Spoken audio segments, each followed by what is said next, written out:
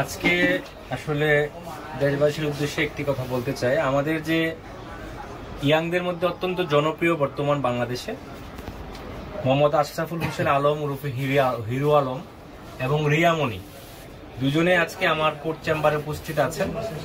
আমি advocate Atikur Rahman Khan, Bangladesh supreme court.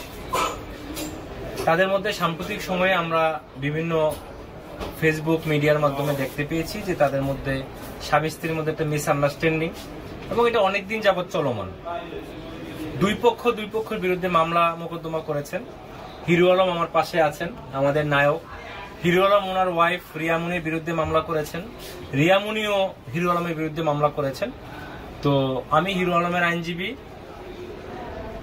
পরবর্তী সময়ে তাদের দুই পক্ষের মধ্যে আজকে আমাদের চেম্বারে সুষ্ঠু সমাধানের লক্ষ্যে আমরা দুই পক্ষকে ডেকে আপোষ মীমাংসা করিয়েছি, এবং আজকে যৌথ আপোষনামার মূলে তাদের মধ্যে একটি স্থায়ী সমাধান হয়েছে।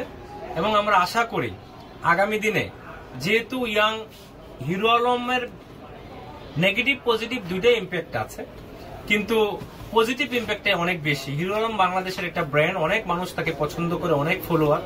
তো আমরা হিরো আলম ভাইয়ের কাছে একজন বাংলাদেশ সুপ্রিম কোর্টের আইনজীবী হিসাবে এবং আপনাদের আইনজীবী হিসাবে আমার একটা সাজেশন থাকবে, যেহেতু মানুষ আপনাদেরকে পছন্দ করে, একটা বিশ্বাস এবং আস্থা ভালোবাসার জায়গায় আপনারা আছেন হিরো আলম এবং রিয়ামণি, আপনারা এমন কোনো অপ্রীতিকর ঘটনা যেন আপনাদের মাধ্যমে না হয়, বা দেশবাসী ইয়াং টিনেজদের মধ্যে যেন এই প্রভাবটা না পড়ে যে আপনারা বিভিন্ন পার্সোনাল প্রবলেম হতেই পারে, বাট এটা যেন মিডিয়াতে না আসে।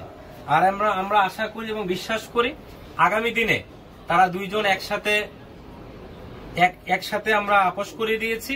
আমরা আশা করি আগামী দিনে স্বামী স্ত্রী রূপে তারা খুব আইডিয়াল হাজবেন্ড ওয়াইফ হিসেবে তারা তাদের দাম্পত্য জীবন পরিচালনা করবে, তাদের কাজকর্ম করবে। ধন্যবাদ।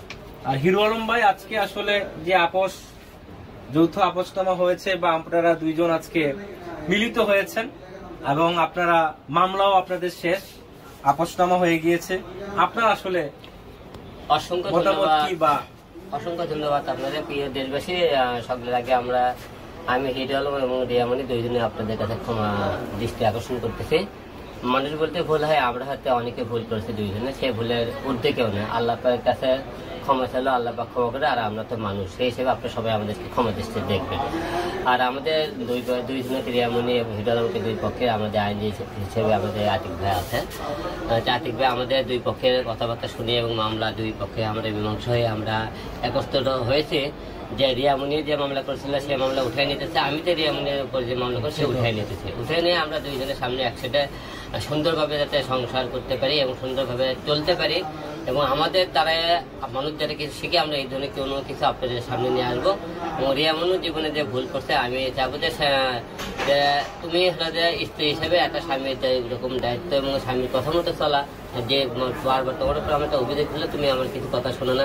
দেশবাসী সবার কাছে আমি ক্ষমা দৃষ্টিতে বলছি, আমাকে ভুল করলে আমি তাকে ক্ষমা দৃষ্টিতে দেওয়া অবশ্যই মাফ করে দেবো, এবং সে আমি যদি কোনো ভুল করি তুমি সেই আমাকে ক্ষমা দৃষ্টিতে দেখে বাকি জীবন যাতে ভালোভাবে চলতে পারে, সেই হিসেবে দেশবাসীর কাছে দুইটি কথা। আসসালামু আলাইকুম, আমি রিয়ামণি। বিগত দিনে আমাদের মধ্যে যে ঝামেলাটা চলছিল, এটা অ্যাকচুয়ালি অসুস্থ ঝামেলা আমি মনে করি। সম্পর্কের মধ্যে যখন তৃতীয় ব্যক্তি ঢুকে যায়, তখন সম্পর্ক এরকমই এলোমেলো হয়ে যায়। তো আমরা আশা করছি আমাদের মধ্যে যেন কোনো তৃতীয় ব্যক্তি আর এন্ট্রি না নিতে পারে।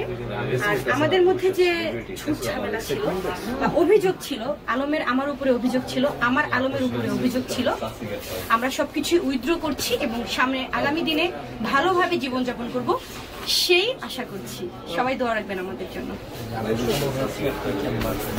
হ্যাঁ, আর আমাদের এই মীমাংসার মধ্যে বড় অবদান রেখেছে আতিক ভাইয়া, উনি অনেকটা অবদান রেখেছে। আর আমাদের মীমাংসার জন্য যে পেপারস গুলো দেখছেন, এগুলো দুজনেই আপোষনামা করে নিচ্ছি। ভবিষ্যতে আমরা একসাথে থাকার চেষ্টা করছি। অবশ্যই ভুল করেছি। আপনারা দেখেছেন যে যখন রাগ ওঠে মাথায়, তখন কিন্তু ভুল সিদ্ধান্তই নেয় মানুষ।